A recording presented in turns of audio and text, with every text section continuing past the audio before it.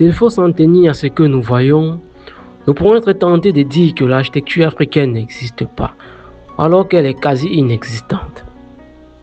Les villes d'Europe et d'Occident, bien qu'avant-gardistes dans l'évolution du domaine, gardent une forte empreinte de leur passé, de leur histoire. Et ce, même dans les grandes métropoles. Berlin, Paris, pour ne citer que ces villes en Europe, sont des villes fortement dominées par un mélange d'architecture grecque, romain, gothique, baroque et même d'art nouveau. Du côté de l'Occident, nous sommes dans du capitalisme pur. Les villes ayant connu leur essor entre le 19e et le 20e siècle sont fortement dominées par l'architecture moderne. Un modernisme qui n'empêche néanmoins une représentation significative du culturel. Le street art dans les rues de New York en est un exemple.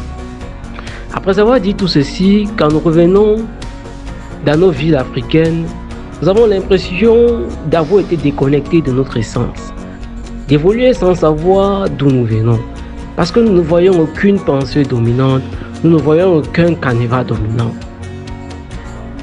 Pourtant, dans les faits, nos pays sont dotés d'un fort patrimoine culturel. Existe-t-il une architecture africaine? À cette question, nous répondons oui. Parce qu'il ne faut pas oublier, l'architecture est avant tout expression. Quand les autres ont su moderniser leur histoire, nous avons supprimé la nôtre. Qu'avons-nous fait de notre héritage vernaculaire?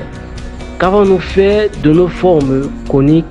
Qu'avons-nous fait de nos formes circulaires, rectangulaires, monumentales, de nos sculptures, de nos bas-reliefs?